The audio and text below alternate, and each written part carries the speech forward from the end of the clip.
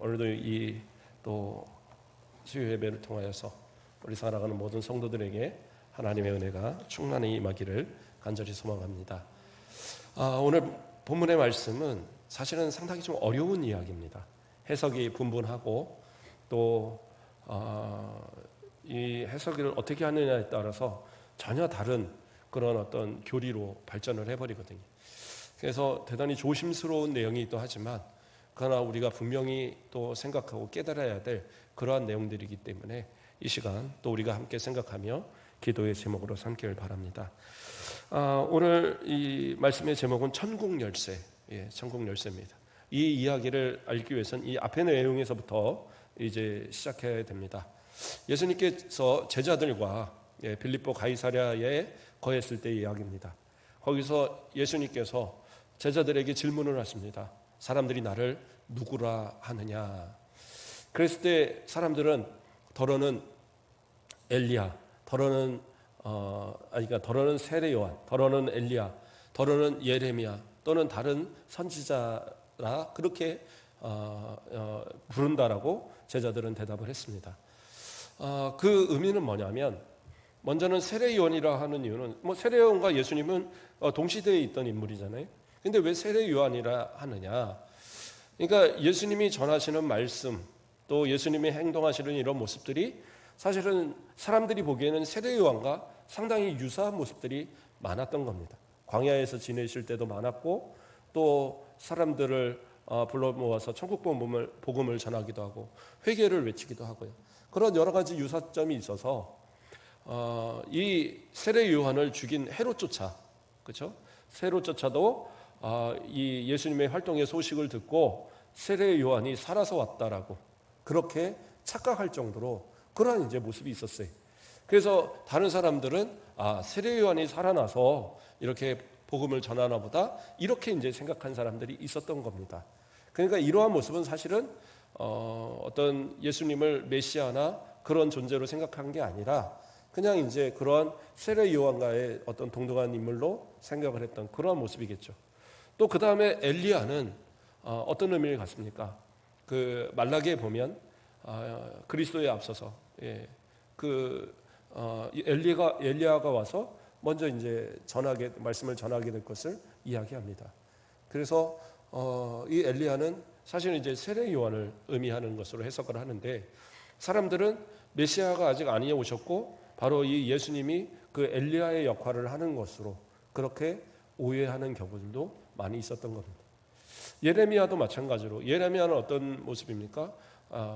예수님의 어떤 고난당하심 그런 모습처럼 상당히 사람들에게 배척을 당하고 고난을 당했던 그런 바리새인들에게 또는 대제사장들에게 이 고난을 당하는 예수님의 모습처럼 그 당시에 정치인들 또 종교 지도자들에게 배척을 당하는 모습이었거든요.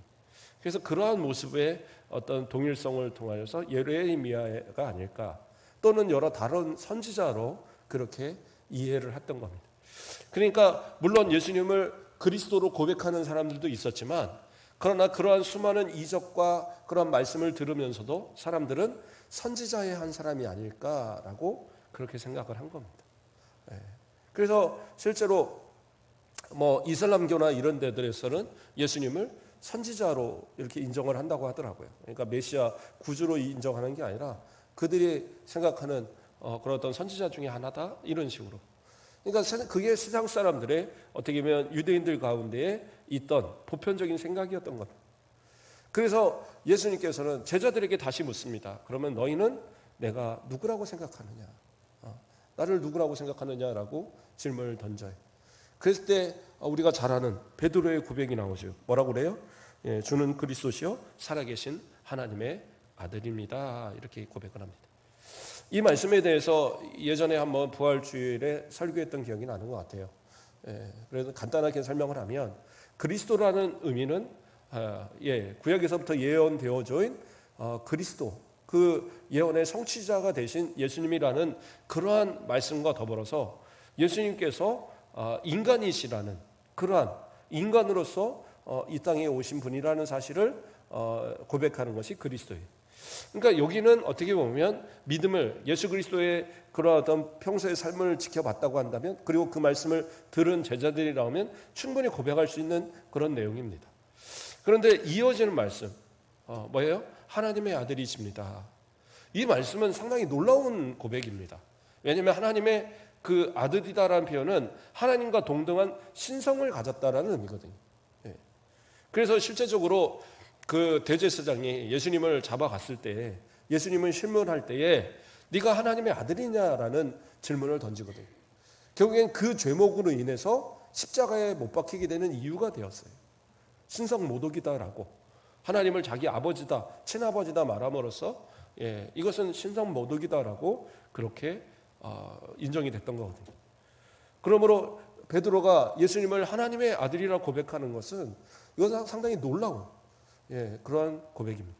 그래서 주는 그리스도시요 살아계신 하나님의 아들입니다라고 고백하는 것은 예수님의 인성과 신성, 그 모든 것을 다 인정하는 그러한, 어떻게 보면 지금 우리가 고백해야 될 신앙 고백의 그러한 원형을 보여주는 그러한 내용이에요.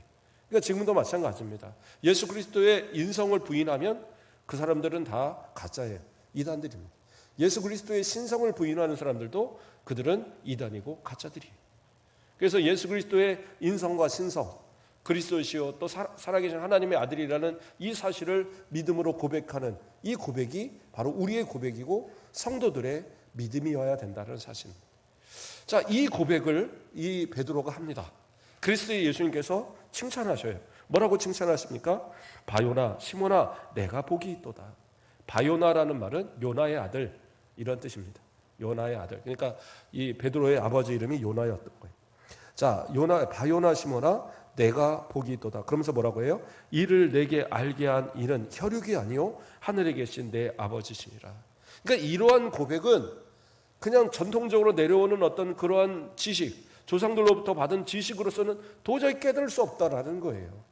이해할 수가 없는 내용인 겁니다. 어떻게 하나님의 아들이라는 고백이 나오겠어요?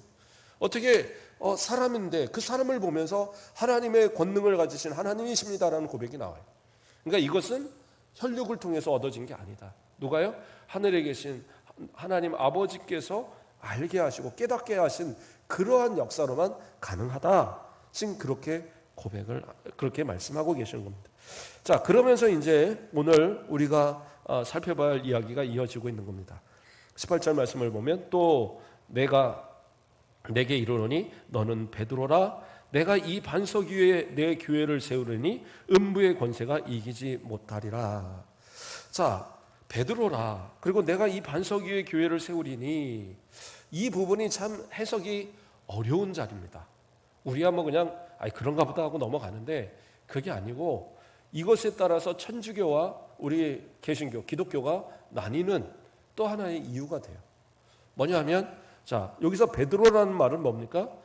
예수님께서 시몬인 이 베드로한테 베드로라고 이렇게 별칭을 만들어 주신 이름이잖아요. 베드로, 페트라. 이거는 돌덩이라는 이름입니다. 돌덩이. 돌덩이라는 뜻이고, 이어서 뭐라고 나옵니까? 이 반석 위에라고 나와요. 그러니까 이 말만 보면 너는 베드로야. 너 베드로 위에다가 교회를 세울 거야. 이렇게 이해가 잘못하면 되거든요. 그래서 천주교에서는 뭐냐?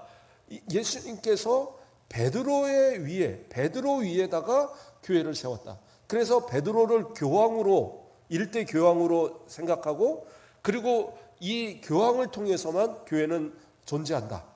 그렇기 때문에 뭐예요? 천주교 외에는 교회가 아니다. 그들은 그렇게 생각해요. 그러니까 이것은 잘못된 이야기죠. 그래서 이 교황, 그냥 그 교황이란 자체가 잘못된 거예요. 베드로는 일대 교황이 아닙니다. 그냥 사도일 뿐이고, 그리고 그 사도의 시대가 끝난 뒤에부터는 목회자들에게 그 교회를 이끌어가도록 그렇게 이제 바뀌어 가는 겁니다. 그런데 여기서의 이 말씀의 해석이 베드로 위에다가, 그렇죠? 너는 베드로라, 반석. 그러니까 또 그 반석 위에 교회를 세울 것이다. 음부의 권세가 이기지 못하리라. 그러니까 베드로에게 이 권세를 주셔서 그래서 이 베드로가 교회를 견고하게 함으로 이 교회는 무너지지 않는다. 이렇게 이제 해석을 해버리는 거예요. 그러니까 이건 이제 오해입니다. 근데 이제 이 해석을 다시 이제 해보면 우리 기독교에서 받아들이는 해석으로 다시 바꿔보는 겁니다. 이 베드로라는 단어가 또 이 반석이라는 단어가 원문에 보면 차이가 나요. 본문에서는 이제 별로 이렇게 차이가 없는데 원문에서 보면 베드로는 페트라이고 그 다음에 이 반석은 죄송합니다. 원문에서 이 베드로는 페트로라고 돼 있고 그 다음에 이 반석은 페트라로 돼 있어요. 그럼 페트로와 페트라의 차이는 뭐냐? 남성 명사와 여성 명사예요.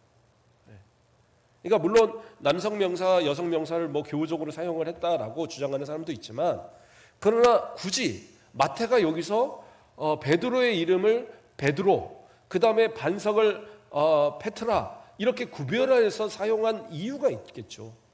그러니까 성경은 결코 그것을 이유 없이 함께 바로 연이어서 사용하지 않습니다. 그러니까 이것은 뭐냐면 약간 언어 유의적인 그런 표현이에요. 언어 유의적. 자,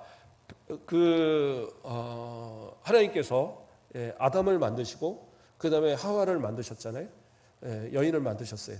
그래서 여인을 아담에게 데려다 줬을 때 아담이 여인을 향하여서 뭐라고 얘기를 합니까? 내가 이슈니까 넌 이슈다라고 얘기합니다. 그러니까 남자에게서 났으니 너는 여자다라고 칭을 해요.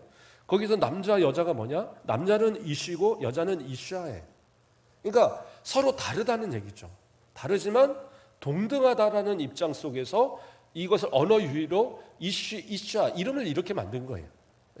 그래서 이슈라는 말이 제가 여러 번 얘기했지만 그것은 하등하게 여기는 말이 아니에요. 자, 그래서 자신과 동등한 위치다 이렇게 말할 때 이슈아 이렇게 나오거든요. 그런 것처럼 이건 이 의미 속에서 뭐냐면 네 이름이 베드로야. 그런데 그런 베드로 같은 바로 이 반석 위에다가 내가 교회를 세울 거야. 이렇게 해석이 되는 거예요. 그러니까 이 베드로와 이 반석은 동일한 존재가 아니에요. 그러니까 이것을 이야기하고자 그러니까 페트로, 페트라 이렇게 남성 명사, 여성 명사로 구별해서 사용을 한 겁니다. 자, 그러면 이제 어떻게 해석을 해야 되느냐? 그러면 이제 이 해석이 그러면 이 반석은 무엇이냐? 그래서 사실은 이제 우리 합동 측이나 좀 보수적인 교단에서는 이 반석을 예수 그리스도로 봅니다. 그래서 너는 베드로야, 너 반석이지, 너와 같은 너처럼 그런 반석에 내가 교회를 세우겠다. 이렇게 말을 하면서 그 반석은 바로 자신인 예수 그리스도를 말한다. 이렇게 해석을 합니다. 이게 이제 전통적인 해석이고 우리 합동 측 또 이 보수적인 교단들의 해석이에요. 자, 이것을 뒷받침하는 이유가 뭐냐? 이것이 이제 뭡니까? 베드로가 들은 고백이잖아요. 베드로가 들은 말씀이에요. 그래서 베드로 전서 2장에서 가보면 2절과 3절에서 뭐라고 얘기를 하느냐? 예수님을 건축자에 버린 돌이다. 그래서 그 돌로 인해서 각 마디가 연결돼서 이것이 이제 교회가 되어진다라는 그 고백이 나와요. 그러므로 예수 그리스도를 이 머릿돌, 그 돌이다라고, 그 반석이다라고 표현을 하고 있는 거거든요. 그러니까 베드로가 들었을 때 이 반석이 자신이라고 여긴 게 아니에요. 그러니까 베드로는 이 말씀을 들으면서도 아하, 그래, 반석 위에 교회를 세우시구나. 그리고 그가 깨달았을 때 그 반석은 누구냐? 예수 그리스도다. 베드로는 그렇게 생각을 한 겁니다. 우리 한번 찾아볼까요? 실제적으로 베드로 전서 쭉 뒤로 넘어가세요. 히브리, 야고보서, 그 다음에 베드로전서 2장에 보면 2장 4절 말씀에 보면 사람에게 버림바 되었으나 3절과 4절부터 나오네요. 죄송합니다. 아까 2절이라 했는데 4절부터 사람에게는 버림바 되었으나 하나님께는 택함을 입은 보배로운 산돌이신 예수께 나아가 너희도 산돌같이 신령한 집으로 세워지고 예수 그리스도로 말미암아 하나님의 기쁘게 받으실 신령한 제사를 드릴 거룩한 제사장이 될지라 얘기하면서 예수님을 뭐라 그래요? 보배로운 산돌이신. 그래서 너희도 산돌같이 신령한 집으로 세워지고 이렇게 이야기하죠. 그렇게 함으로써 예수 그리스도가 뭐예요?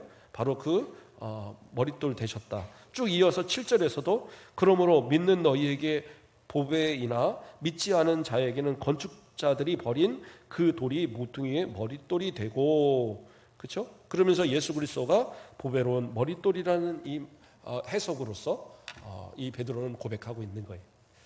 그러니까 우리가 이해하는 것보다 베드로의 고백이 어떻게 보면 확실한 또 증거가 되는 거죠. 그래서 베드로는 예수 그리스도가 바로 이 모퉁이 돌, 머릿돌이 되어서 여기서부터 시작해서 모든 이 그 중심이 된 이곳에부터 기둥이 세워지고 그렇게 해서 교회가 견고하게 세워진다라고 그는 생각했던 겁니다. 그리고 이렇게 말씀하고 있고요. 자, 이것이 이제 우리의 전통적인 해석입니다. 근데 이제 여기서의 맹점은 뭐냐면 오늘 본문을 보면 자, 너는 베드로라. 그 다음에 뭐예요? 내가 이 반석 위에 내 교회를 세우리니 라고 하는데, 자, 세우는 사람이 누구예요? 예수 그리스도시죠. 예. 그런데 예수 그리스도가 어디다 세워요? 자신의 위에다 세우신다. 그러니까 이제 어떻게 보면 원리상으로 그 어떤 어감이 좀 맞지 않다, 이렇게 생각을 하는 경우들이 있는 거예요. 그렇잖아요.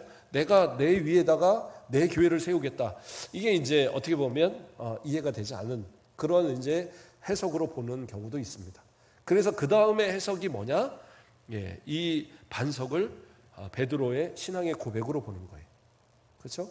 그에 앞서서 베드로가 주는 그리스도시여 살아계신 하나님의 아들입니다라는 이 고백 위에다가 교회를 세운다는 거예요. 이것도 일리가 있는 해석입니다. 왜냐하면 교회라는 것, 여기서 내 교회라고 그랬을 때 이 교회라는 말이 뭐냐면 에클레시아라는 단어를 예수님께서 사용을 하셨어요. 그 에클레시아라는 단어는 뭐냐면 부름받은 자들의 모임이에요. 부름받은 자들의 모임. 그러니까 이때까지의 전통적인 교회의 개념은 건물이었어요. 그래서 예루살렘 성전, 또 하나님의 교회가 모셔진 성막, 그것을 중심으로 모여진 것이 교회지, 그렇죠? 사람들의 공동체가 그 모임이 아니었어요. 그런데 예수님은 내 교회를 세우겠다고 했을 때 그 내 교회라고 했을 때 그 단어를 에클레시아라고 말씀하심으로써 부름받은 자들의 모임. 어떤 부름받음이에요? 하나님의 택하신 자들, 예수 그리스도를 나의 구주로 고백하는 그들의 모임이다란 말이에요. 그러면 어떻게 해요? 바로 이 신앙 고백이 이루어지는, 주는 그리스도시여 살아계신 하나님의 아들입니다라는 고백이 이루어지는 모든 자들의 모임이 바로 교회가 되는 거예요. 그래서 이제까지는 어떻게 보면 건물과 그런 어떤 장소적 개념에서의 교회가 우세하였다면 예수 그리스도 이후로부터는 뭐예요? 성도들의 공동체가 교회가 된 거예요. 신앙을 고백하는 성도들의 공동체. 그래서 어떻게 됩니까? 바로 우리가 교회인 거예요.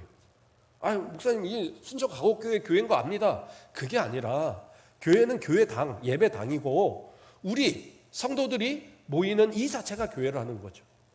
바로 예수 그리스도를 나의 구주로, 하나님 그리스도시요 하나님의 아들입니다라는 고백하는 이 고백 위에 모여진 우리 성도들이 바로 교회다라는 거죠.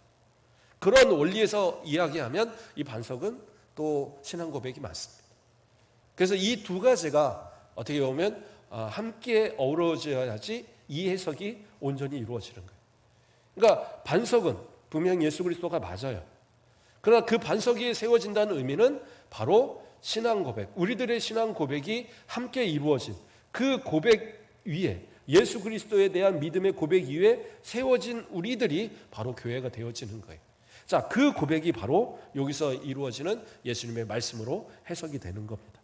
자, 그 다음에 이제 오늘 우리가 이제 살필 부분이죠. 19절 말씀을 보면 베드로에게 또 이 말씀을 하십니다. 뭐라고 그래요? 내가 천국 열쇠를 내게 주리니 이 땅에서 무엇인지 매면 하늘에서도 매일 것이요 내가 땅에서 무엇인지 풀면 하늘에서도 풀리리라. 이렇게 이야기를 해요.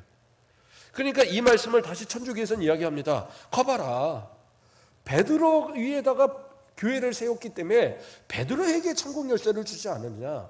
그래서 이제 그 바티칸에 보면 베드로의, 제가 가보지는 않았지만 그 사진 보고 알았는데, 보면 베드로 상에 보면 열쇠 이렇게 들고 있어요. 왜냐면 천국 열쇠 줬다고. 근데 그거 아닙니다. 이게 이제 이걸 잘 해석해야 돼요. 그래서 그들은 교황, 또는 사제들만이 죄 사함의 권세가 있다고 봐요. 그래서 뭡니까? 고해성사를 천주교에서는 꼭 신부 앞에서 고해성사를 해야지만 그 교황이 권한을 줘서 그 권한을 받은 이 신부들, 그 신부들 앞에서 저는 이런 죄를 졌습니다 해야지, 그래야지 용서를 받는다라고 얘기하는 거예요. 그래서 제 친구가 하나가 어려서는 교회를 열심히 잘 다녔는데 사회생활 하면서 이제 교회를 좀 안 다니다가 천주교 다니는 이제 신부를 만난 거예요. 그러니까 뭐 천주교나 기독교나 똑같겠지 하고 결혼하고 이제 천주교를 따라 다닌 겁니다. 근데 도저히 안 맞는 게 이거더래요. 신앙 고백이 아니라 고해성사. 그래갖고 어쩌다가 주일을 빠지면 부른대요. 고해성사 하라고. 그래서 고해성사를 안 하면 성찬도 참여 못해. 고해성사를 안 하면 교회 내에 봉사도 참여를 못 한다는 거예요. 그래서 성가대하고 자기는 그게 너무 좋아서 거기서 성가대를 많이 했대요.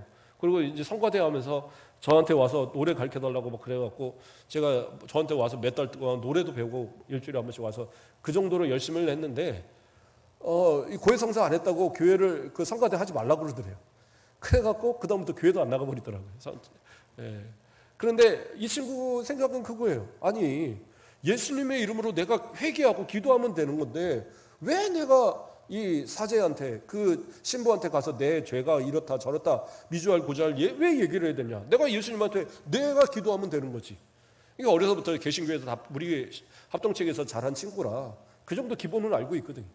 이게 도저히 안 맞는다는 거예요. 그래서 자기는 못 하겠대요. 거기 가서 신부가 뭔데? 사람인데 왜 내가 사람한테 죄를 고백하고 용서를 받아야 되느냐? 이해를 못 하겠다는 거예요. 근데 맞아요. 근데 그들은 뭐예요? 이 말씀. 천국의 열쇠.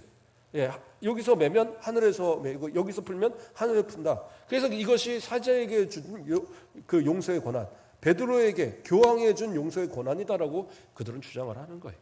말도 안 되는 얘기입니다. 그렇죠? 예수님의 이름으로 회개하면 다 용서 받는 거죠. 그리고 그 죄는 사람이 용서할 수 있는 게 아니에요. 하나님께서 의롭다 하고 용서하셔야지 용서가 되는 거예요. 자, 그러면 이걸 어떻게 해석할 거냐? 그러니까 이 해석도 사실은 쉽지는 않습니다. 그래서 먼저는 이 해석을 뭘로 보느냐? 이 천국의 열쇠를 교회의 설립에 대한, 교회를 설립에 대한 그러한 권한으로 보는 겁니다. 설립과 폐쇄에 대한 권한. 그게 이제 기독교 쪽에서의 해석하는 첫 번째 원리입니다. 이 말은 무슨 말이냐면 오순절 다락방 사건 이후에 사도들의 복음 전파를 통해서 사도들이 어떻게 해요? 교회를 세우시기 시작한 거죠. 이 유대인들 안에서는 12사도들이 또 12사도 물론 나중에 이방인들에게까지 복음을 전하기 시작했고 이 또 바울 사도를 통해서 이방인의 그 여러 지역에 복음이 전파되고 교회가 세워졌잖아요. 그래서 이 12사도들을 통해서 이 베드로 하나뿐만 아니라 이 천국 열쇠라는 개념을 12사도가 다 받은 것으로 해석을 하는 거예요. 그래서 12사도들을 통하여서 교회가 세워지는 그 역사. 그래서 교회가 곳곳에 세워져서 교회가 세워진 곳에 하나님의 그런 어떤 복음의 역사가 일어나고 교회가 세워지지 않은 곳에서는 복음을 아예 알 수가 없잖아요. 그래서 이제 그러한 의미로 해석을 하는 경우. 그래서 이것은 어떤 의미로까지 발전을 하느냐? 이제 교회를 구성하는 원리가 뭐냐? 그래서 교회는 일반 성도들끼리 교회는 못 세워요. 그거는 이제 기도처는 될 수 있어도 교회가 세워지기 위해서는 목회자가 있어야 되는 거예요. 왜냐하면 하나님의 말씀이 선포되어야 되고 기도 축도하고 하는 이런 목회자가 있고 그리고 목회자와 함께 이 성도들이 존재할 때 교회가 되는 겁니다. 그냥 성도들이 우리가 알아서 교회 세우지 뭐 해갖고 우리가 교회 세우고 우리가 알아서 기도하고 우리가 알아서 그냥 같이 뭐 찬송하고 말씀 읽고 우리가 돌아가고 그건 이제 구역 예배 같은 예배는 될 수 있어도 교회는 될 수 없어요. 그래서 그건 그냥 기도처라는 개념이지 교회로서는 인정되지 않습니다. 왜요? 교회는 목회자가 있어야 돼요. 이게 그러한 이제 원리로 발전을 하는 그러한 이제 해석이 이루어져요. 그다음에 두 번째 해석은 뭐냐면 교회에 부여된 권징의 권한으로 보는 겁니다. 그래서 그러니까 이 어떤 천국의 열쇠를 부여하는 것이 베드로나 다른 사도들에게 부여된 게 아니라 예수님께서 반석이다 얘기하면서 내 교회를 이 반석 위에 세우리니 했잖아요. 그래서 이 권세가 바로 교회에게 주어진 것이다 라고 해석을 하는 거예요. 그래서 뭡니까? 교회가 올바로 바로 세워지기 위해서는 말씀의 올바른 그 선포와 함께 권징이 올바로 서야지, 이것이 이제 올바른 교회의 지표인 거거든요. 그러면 그 권징은 뭡니까? 교회가 어떤 성도들이 잘못을 했을 때 그 잘못을 징계하는 권한을 권징이라고 얘기하는 거예요. 그러니까 지금은 권징에 대한 것들이 많이 이루어지지 않는 편이지만, 그러나 예전에는 권징이 상당히 많이 이루어졌죠. 그래서 가장 그 심각한 경우도 이단들을 색출하고 이단들을 내어 쫓는 것도 권징입니다. 그래서 출교, 그렇죠? 또는 교회의 어떤 결정과 교회의 지도를 따르지 않을 때에 그것에 대한 어떤 뭐 수찬 정지, 때로는 어떤 직분에 대해서 직분을 해제시키기도 하고, 그런 여러 이제 그 징계의 어떤 그런 방법들이 있어요. 그것을 권징이라고 이야기를 하는 겁니다. 그래서 이 권징은 어떻게 해요? 교회에서 그 권징을 내릴 수도 있고 또 그 권징을 풀어줄 권한이 있다는 거예요. 이건 교회에다만 부여된 권한입니다. 이건 세상의 법으로 이야기할 수 있는 것이 아니에요. 세상의 법에서는 그 나름대로 뭐 결정을 내리겠지만, 그러나 교회의 법은 세상 법의 위에 있는 겁니다. 근데 이제 요즘은 사람들이 어떻게 해요? 세상 법을 위로 생각해서 교회에서 내가 무슨 권징을 받았어요. 그래서 이게 불합리하다 싶으면은 사회법에다가 막 고발을 하는 거예요. 그러면 사회법에서는 교회법 필요 없어요. 그 사람들을 생각할 때는 약간 인본주의적 생각에서 보기 때문에 개인의 자유, 개인의 어떤 권리를 더 중요시 여기기 때문에 그러한 것이 우선하여서 교회의 법을 무시하는 경우들이 상당히 많아요. 그러니까 심지어는 만약에 뭐라고 표현할까요?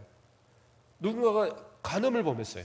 만약에 그러면 교회 내에서 간음을 범한 그러한 어떤 직분자들이나 목회자들이 징계를 받는 게 당연한 얘기잖아요. 권징을 받는 게 당연한. 근데 이미 이제 세상 법에서는 뭐래요? 그 간음죄에 대한 징계 법이 없어졌어요. 그러니까 지금은 어떻게 되느냐? 교회에서 만약에 권징을 받아도 아니 이거는 자유인데 교회에서 나를 왜 권징해? 그리고 사회법에다 만약에 걸어서 이야기한다? 그러면 어떻게 해요? 사회법에서 이겨서 나는 교회에서 권징이 필요 없다. 그리고 이제 주장하는 경우가 생기는 거예요. 그러니까 실제로 지금 이러한 일들이 이루어지고 있어요. 그래서 예전에 뭐 추정 60분인가 뭔가에도 한번 나오더라고요. 어느 큰 교단에 어느 큰 교회 목사님 하나가 이런 문제로 걸렸는데 사회법에서 걸리지 않은 거예요. 다 사회법에서 증거불충분 뭐 이런 식으로 떨어졌어요. 그러니까 당당하게 뭐 노예에서 노예정도 하고 막 그러는 거예요. 그래갖고 막 밖에서 데모하고 막 그런 내용들이 나오더라고요. 그러니까 이것은 잘못된 거죠. 교회의 법은 교회의 법이 우선이 되는 거예요. 성도는 교회의 법을 우선하고 교회의 법을 따르지 않는 건 뭐예요? 내가 성도이기를 거부한 거예요. 그래서 어떤 경우들은 그런 경우도 있어요. 내가 여기서 권징을 받았어요. 그런데 내가 무슨 권징 그건 필요 없어. 난 이런 교회 안 다니면 되지. 그리고 다른 교회로 가는 거예요. 또는 다른 교단으로 가버려요. 그러면 또 거기서는 모르니까 그냥 받아주는 거예요. 그럼 그게 올바른 얘기냐? 아니에요. 그가 거기서 아무리 다시 집사가 되고 권사가 되고 장로가 되어도 하나님 앞에서 그 권징은 풀리는 게 아니에요. 결국엔 그 교회에서 그것을 해결하지 않으면 그건 평생을 따라다니고 어쩌면 하나님 앞에서도 하나님 앞에 가서도 그 권징은 살아있는 거예요. 그것으로 책망받을 거예요. 믿음이 있으면 구원을 받겠지만 그러나 그 책망은 분명히 따라다니는 거예요. 그래서 교회의 권징은 상당히 무서운 겁니다. 그래서 그것이 바로 교회의 권위고 이 권징은 당의를 통해서 주어지는 거예요. 무슨 안수입사회 무슨 공동회에 아무 필요 없어요. 이거는 당회의 권한입니다. 당회가 판단하고 지도해서 나아가. 그래서 사실은 당회의 권한은 그리고 장로의 직분, 목회자의 직분은 정말 무서운 직분이에요. 성도들이 무서운 게 아니라 본인 스스로 무서워하고 두려워해야 될 직분인 거든. 왜냐하면 이 교회의 법을 하나님의 말씀을 따라서 권징해야 돼요. 때로는 잘못 권징하면 그 책임은 누가 지겠어요? 하나님 앞에서 목회자가 장로가 져야 되는 거예요. 그러니까 이 권징도 상당히 두렵게 두려운 마음으로 해야 되는 겁니다. 그래서 이것이 바로 권징에 대한 해석으로 나타납니다. 그 다음에 마지막 해석, 이 해석은 뭐냐면 복음으로 보는 겁니다. 이 천국의 열쇠를 복음으로. 그래서 이 복음은 꼭 12사도뿐만 아니라 모든 성도에게 주어진 그러한 또 복음이 되겠죠. 그래서 복음을 전할 수 있어서 복음을 전해서 그 복음을 받은 사람에게 천국을 제시하고 그 복음을 받은 사람들한테는 어떻게 해요? 천국에 갈 수 있는 권한이 주어지는 거죠. 그러나 우리가 복음을 전하지 않으면, 복음을 듣지 않음으로써 그들은 어떻게 해요? 예수 그리스도를 영접할 수 있는 그런 어떤 기회가 없고 또 마찬가지로 구원도 없는 거예요. 어떤 분들은 뭐 그런 얘기도 하더라고요. 전에 뭐 어디서 보니까 제가 뭐라고 싸우긴 싫어서 말을 안 했는데, 예전에 어떤 이제 모임에 갔더니 어떤 장로님이 그런 얘기를 하더라고요. 누가 이제 교회 다니면은 그러면 옛날에 조선시대 사람들은 다 지옥 갔게? 그러니까 이 장로님 하는 말이 그때에도 저 천지신명을 믿었고 뭐 이렇게 하니까 그것을 하나님이라고 생각하고 믿었으면 천국 가지 않을까요? 뭐 이러더라고. 말도 안 되는 얘기예요. 어디서 그런 얘기를 함부로 합니까? 예수 그리스도를 그래서 복음을 전해야 되는 거예요. 예수 그리스도 외에는 구원이 없어요. 천지신명 아니면 부처 아무리 떠들어도 예수 그리스도가 아니면 구원이 없어요. 그렇기 때문에 우리는 어떻게 해요? 예수 그리스도를 전해야 되는 이유가 되는 겁니다. 목숨을 걸고서라도 전해야 되고, 선교사들이 목숨을 걸고 저 오지에서 복음을 전할 때 그들을 위해서 기도하고 협력해야 될 이유가 바로 거기에 있는 거예요. 그래서 이 천국의 열쇠를 복음으로 해석하는 겁니다. 그러니까 이 세 가지 정도의 이 이야기들이 기독교 내에서 인정되는 그런 해석이에요. 그러니까 이것이 그 사죄의 권한에서 베드로에게 주신 특별한 권한, 이게 아니라 교회에 주어진 권징의 권한, 또 교회를 설립하고 세우는 그러한 권한, 더 나아가서 복음이 전파되는 그러한 모든 권한을 주시는, 그래서 이것이 어떻게 보면 그런 어떤 개인에게 주신 권한이 아니라 우리 모든 성도에까지 확장되어진 권한이 바로 이 천국의 열쇠라는 사실입니다. 그러므로 진짜 천국의 열쇠를 가진 성도라고 한다면 우리는 어떻게 돼요? 때를 얻든지 못 얻든지 나가 복음을 전해야 하고, 이 사명 감당하지 못하면 하나님 앞에 책망받을 그런 우리들이 될 수 있다는 거예요. 그러니까 목회자는 어떻게 해요? 열심히 말씀 준비해서 우리 성도들한테 복음 전하는 거고, 우리 성도들은 받은 복음 갖고 어떻게 해요? 나가서 또 열심히 전해야 되는 거예요. 일주일 동안. 목사님도 나가서 해야죠. 목사님도 해야 되지만 우리 성도들은 더 많이 만나니까, 저는 만나는 사람이 10이면 9은 기독교인들이니까, 그러나 우리 성도들은 많잖아요. 주변에 그 사람들한테 자꾸 예수 믿으라고 권하고 복음을 외치고, 그것이 진짜 받은 천국의 열쇠로 그들을 저 천국문을 열고 인도하는 권한이 행사되어지는 그런 모습. 그러니까 저 사람 나 미워서 복음 안 전해, 그러면 이제 닫는 게 되겠죠. 그러나 예수님은 전하라 하셨지 닫으라 하지는 않으셨어요. 정말 예수 그리스도를 통해서 온전한 믿음, 머리 대신 예수 그리스도, 그 반석 대신 예수 그리스도 안에서 함께 그 교회 되어진 지체들로서 주신 천국의 복음의 열쇠를 정말 잘 사용하고 증거하는 우리 모든 성도들 되길 주님의 이름으로 축복드립니다. 기도하겠습니다. 사랑의 하나님, 감사를 드립니다. 우리를 사랑하여 주시고 오늘도 하나님의 자녀로 삼아 주시고 교회의 지체되게 하시며 그리스도의 몸된 교회의 복음의 일꾼으로 삼아 주심을 감사를 드립니다. 우리가 교회의 지체요 또 복음의 열쇠를 받은 자들이오니 나가 외치기에 두려워하지 말게 하시고 부끄러워하지 말게 하시고, 때를 얻든지 못 얻든지 주의 복음이 우리를 통하여 증거되는 복된 역사가, 땅끝까지 전파되는 복된 역사가 있어지도록 축복하여 주시옵소서. 감사합니다. 예수 그리스도의 이름으로 기도드립니다. 아멘.